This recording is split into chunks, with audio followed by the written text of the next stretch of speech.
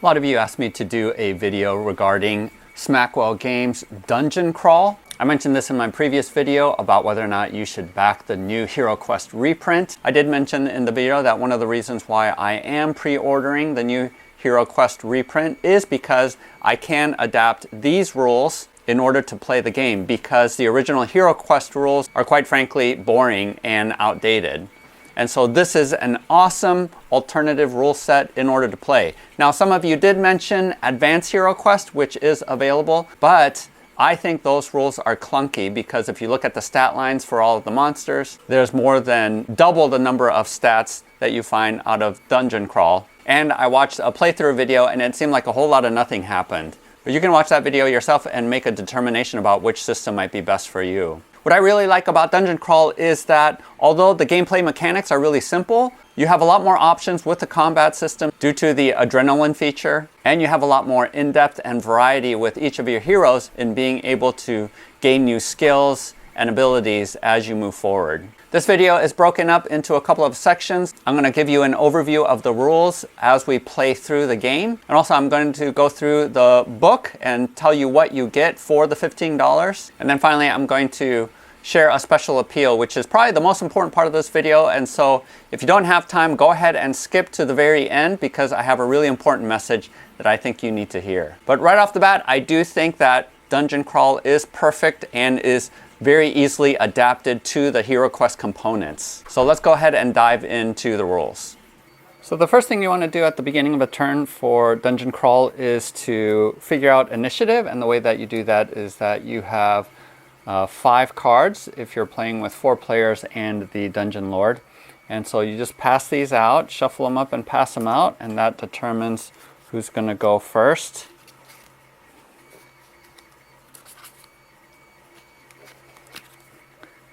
And the Dungeon Lord has the 3. So we start off with the ace, and so it's going to be Salsa Verde.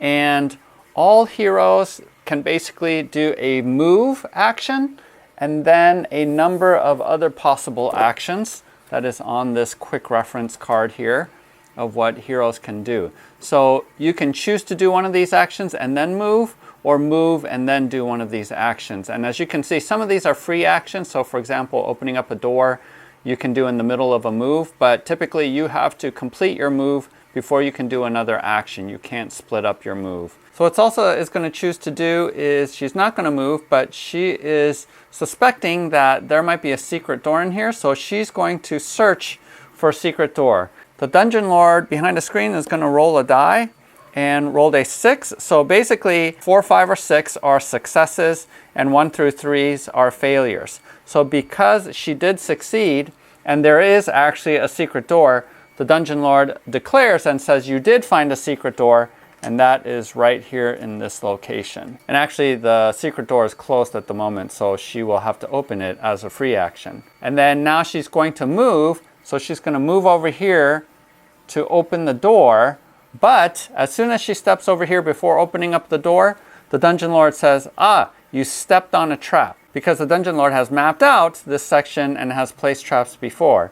If any of the heroes had searched for traps, which they could have, just like searching for the secret door, then on a success, the Dungeon Lord would show all of the traps that are present in the room. But since she didn't search for traps before going, she stepped on one of many traps, and this is a dart trap. We roll 2 damage die for the dart trap, and we look at Salsa Verde's zip value, which is basically her dexterity, and that value is what she rolls for mitigating any damage.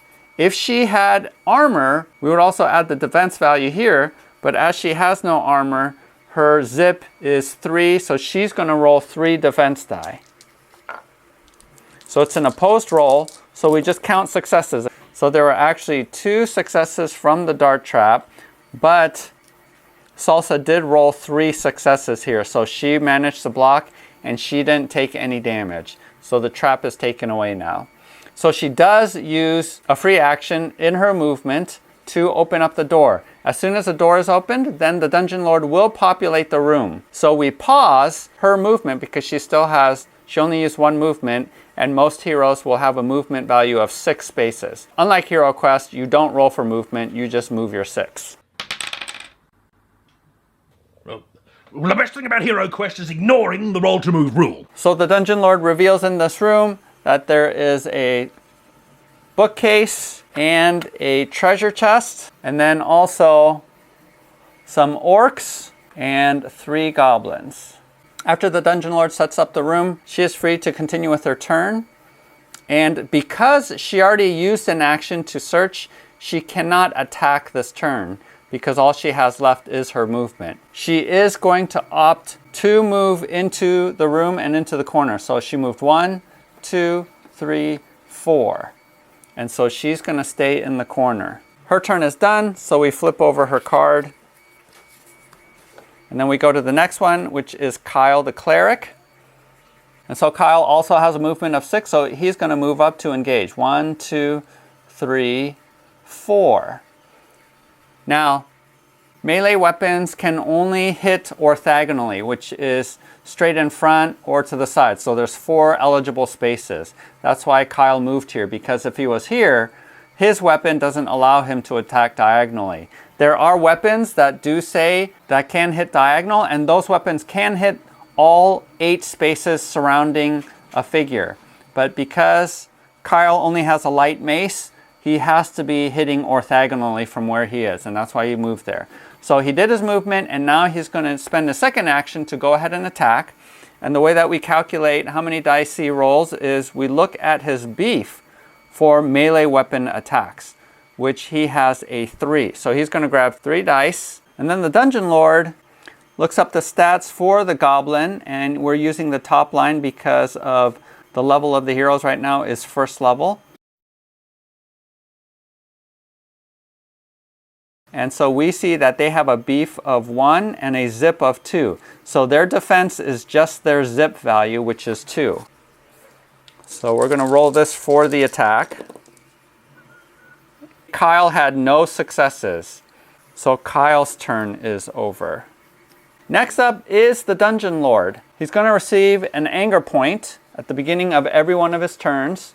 And anger points are used to spend on nasty traps or buffs for the monster. So if you look at this chart of what the Dungeon Lord can do with anger points, basic things like spending 2 anger points to add an extra damage die to the attack, all the way down to 8, where you upgrade one monster to its next highest category. So there's various things that the Dungeon Lord can do with the anger points. He also draws at the beginning of every dungeon 3 cards that he starts off with.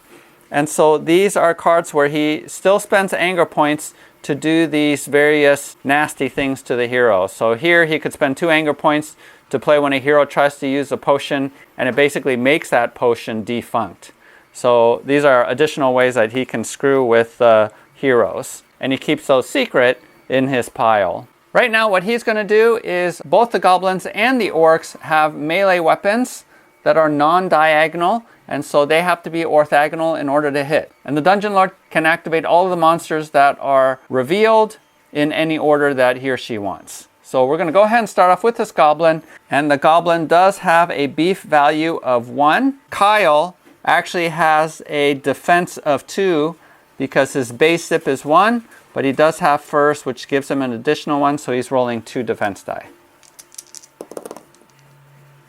And so Kyle is able to block the 1 success. So that goblin's turn is over. This goblin is going to move forward, 1, 2, and attack Kyle as well, same roll, and no success. This goblin is going to go ahead and move into the other room, and you can move through friendlies, but not through enemies. So he's going to go 1, 2, 3, 4, and he's going to attack Rogue One, who's actually a halfling, not a dwarf. And Rogue One defense is 3 because his zip is 3, so he's going to be rolling 3 die to his 1. No success on the attack roll, so no damage taken. And so this orc is going to go 1, 2, 3, 4, 5, 6.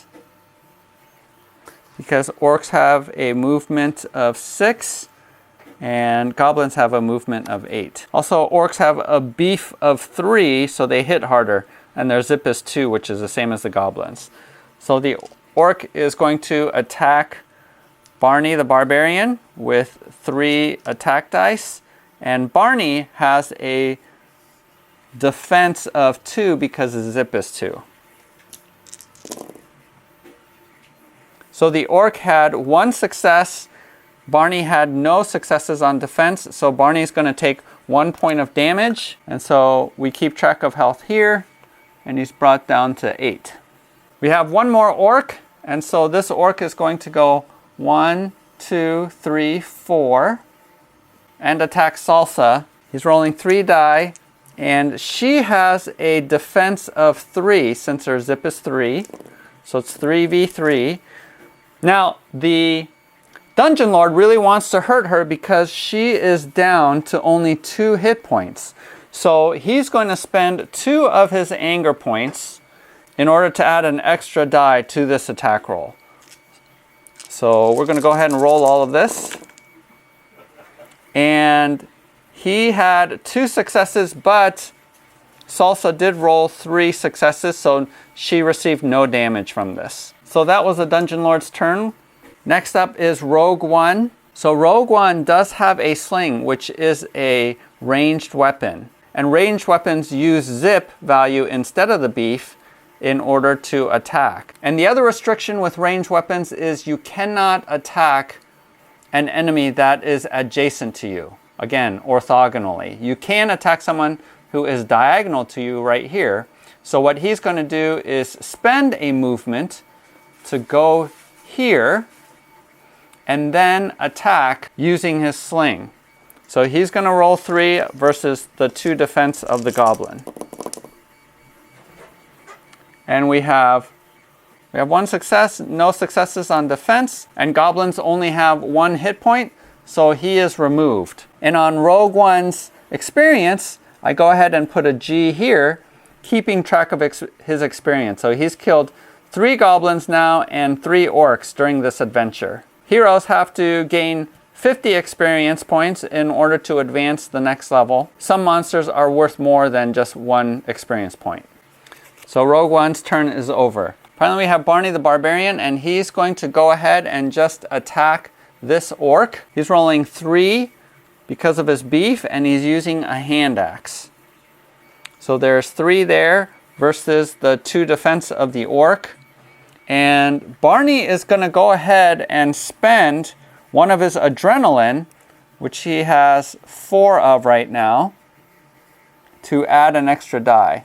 He can spend up to 6 adrenaline if he had it to add 6 bonus die, but right now he's going to conserve some of his adrenaline and keep that and roll all of this.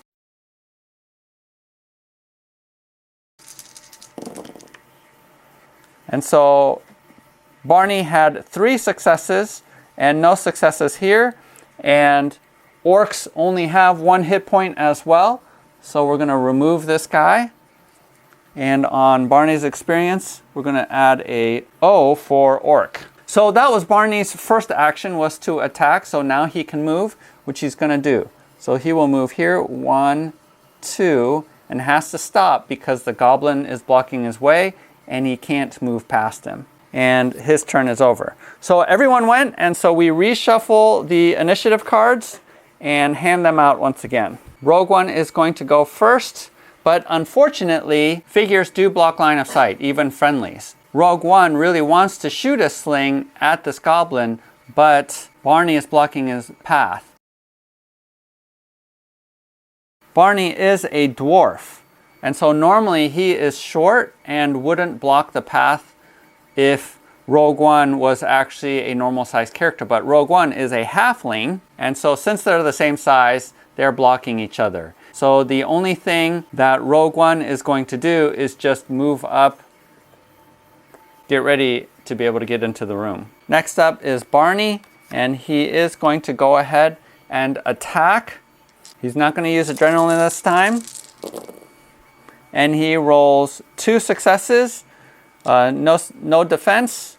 So this goblin is killed. He's going to use his second action as a move and come in here. 1, 2, 3, 4. And in this game, there is no break attacks for moving away or around an enemy. Barney is done.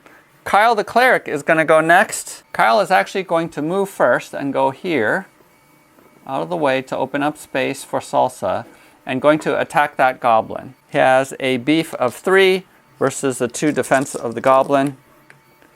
And unfortunately, the goblin rolls 2 successes to his 1 success, so no damage is done to the goblin. Next up is Salsa. She is going to go ahead and cast Fireball. Now she's used it 4 times already, so this is going to be the 5th time that she uses it. Magic users look at their smarts, which she has a score of 10, and that's how many spells she can cast per adventure. The Fireball spell basically is an AoE and affects every enemy that's inside of a room, and it doesn't hurt the heroes. So that's a good kind of magic. She typically only rolls 1 die, but she's going to use her last adrenaline in order to beef it up 1 extra die. So here's her roll. She has 1 success. And so the enemies take turns rolling their defense against that 1 success. So let's go with the goblin first. The goblin actually fails and so is killed. And then the orc. The orc succeeds in blocking, and so he still stays alive. Now it is the Dungeon Lord's turn. He's going to get a second anger point. Since he only has 1 orc left, he is going to spend those 2 to beef up this attack against Salsa. His normal 3 dice is now going to be 4 versus Salsa's 3 defense.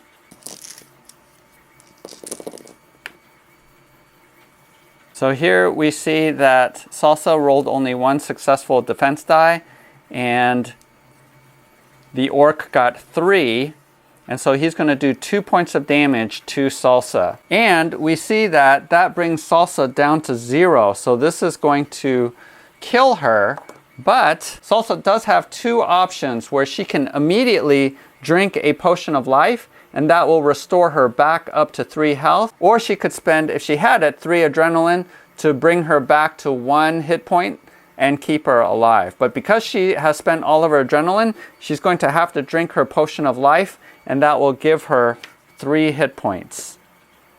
So she will stay alive. That is his turn, and we'll move on to the next round. Dungeon Lord is going to go first, grab an anger point. You can't really do anything with that anger point, so it's just going to do a straight attack.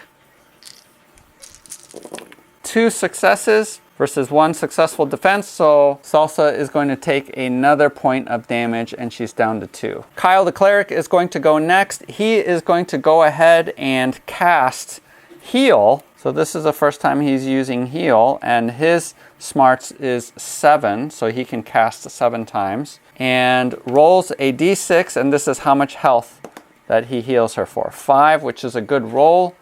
And her max health is only 4, so she'll just go back up to 4 health. And Kyle will not use his movement action. Next up is Salsa. She is going to move away.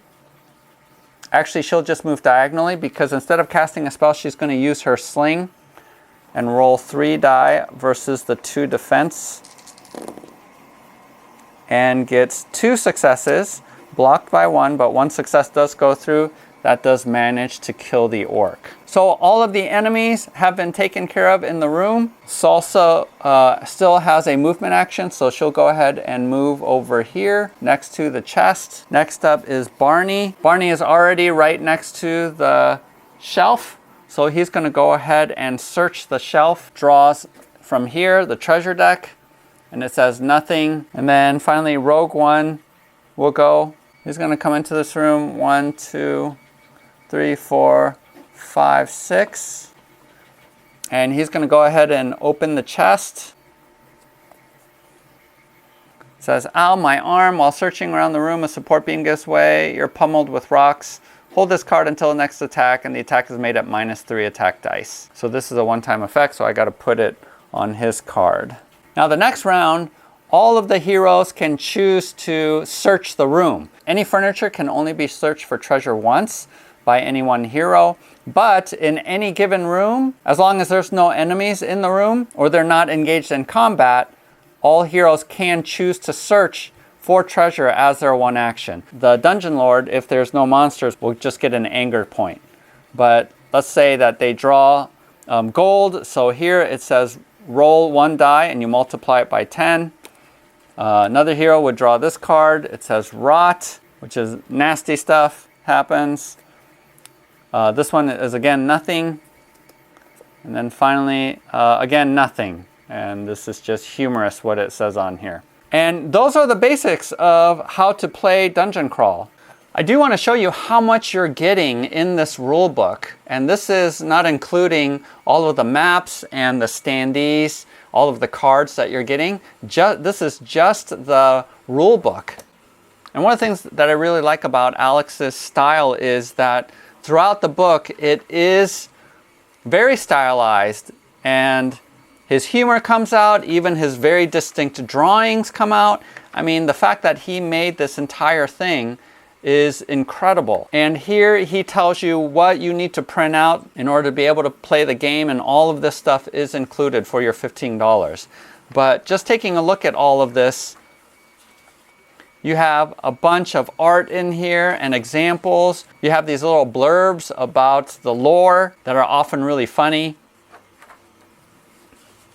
You have his distinct art style that's throughout the book. And the rules actually aren't a huge part of the book because it is relatively simple. But what I really like about it is, even though the mechanics, the gameplay mechanics is simple, the variety and the leveling up trees that you have for the heroes are really deep, and you have a ton of choices. You start off with the 4 different races that dictate your base stats. Then you have your class stats that play into that. As you develop and level up, you're able to gain skills. So you have your race skills that are available to you, but you also have class skills as well.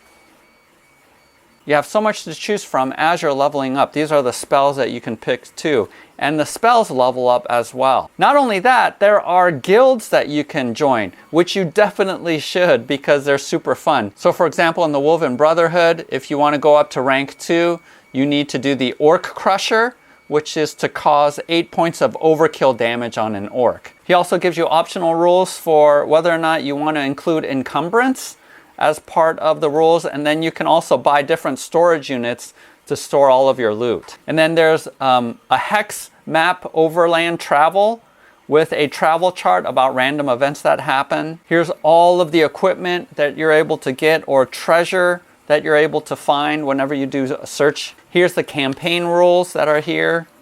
These are all the artifacts, and these are the higher level treasure items. This whole section is the armory, which is the equipment. I mean, check out this equipment list.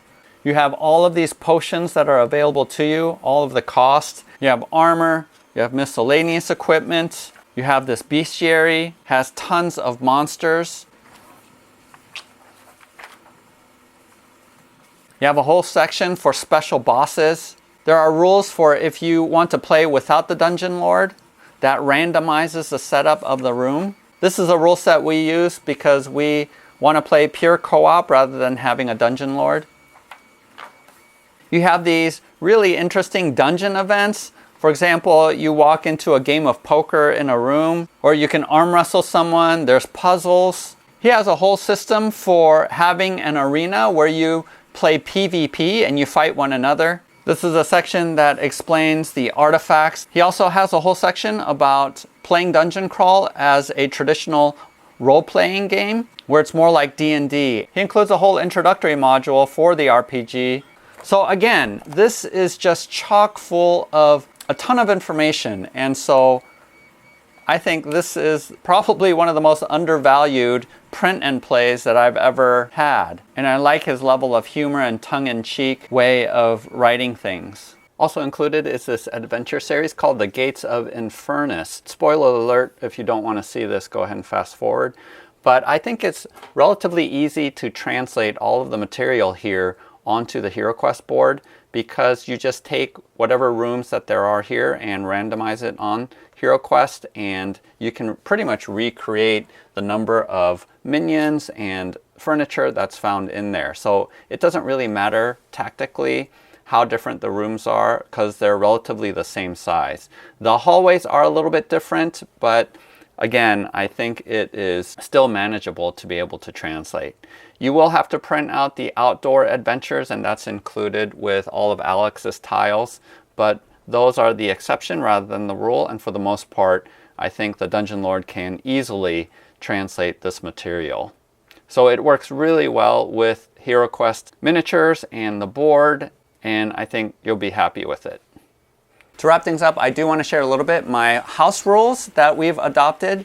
Because we like playing co-op, I did create a Doom track, and this basically replaces the anger system with the Dungeon Lord, where progressively things get worse and worse that can happen to the heroes if you dilly-dally. So look in the file section of GGGG in order to download this. Again, links in the descriptions below. We also have the amount of experience that you need in order to level up because we wanted to level up faster. And so rather than needing 50 XP, we have that to 25. And finally, we also created another action where you can forego both your movement and your second action in order to rest. And in that rest action, you get 2 of your adrenaline back.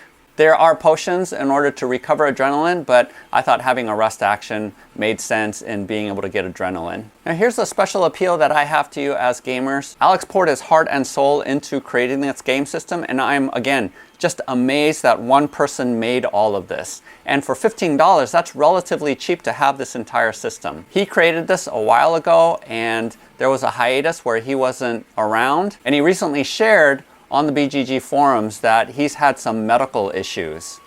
And if any of you have had to deal with the medical system with or without healthcare, you know that that can be debilitating. Now, fortunately, he is getting the care that he needs, but I want to make a special appeal to you as fellow gamers to help out another gamer and creator. Not only do we want to see this rule set refined and edited, but we would also like to see more material and a possible Kickstarter. That would be awesome for this game system. But in order for that to happen, I think we need to step in and support him and support what he does. So even if you're not interested in this game, I want to suggest that you do go ahead and give him the $15 for the game, especially to help out a fellow gamer. Alex doesn't know that I'm making this appeal, so I hope he's not upset by this. But I think this is an opportunity for us as gamers to be able to provide support to someone, not only so that they can provide more material for us, but just to help him out in general. And I think during this time of both COVID-19 as well as the craziness of the elections coming up, that this would be a great time to send some love towards another gamer. So consider doing that. Again, links in the descriptions below. Also, Alex is providing some games for giveaway. As long as you're subscribed to my channel and you make a comment below, you'll be entered in for a end of the month drawing among all of my viewers in order to receive a free digital copy of all of this material. Also, if you're a Patreon supporter, there are going to be 3 patrons that will have a chance to be chosen, not only the digital copy of Dungeon Crawl, but also I will be printing out this rulebook and mailing it to you. So in addition to October of 2020 GGGG of the Few and Cursed board game, we are also adding 3 of these. Hope this was helpful for you, especially if you're still on the fence about whether or not to pre-order the HeroQuest reprint. I think this is a perfect game to be able to adopt into the HeroQuest components, having the nostalgia of all of those pieces, but also at the same time having some updated and better rules in order to enjoy the game even more. Please like and subscribe. Again, check out my Patreon page. Happy gaming, and we'll see you next time.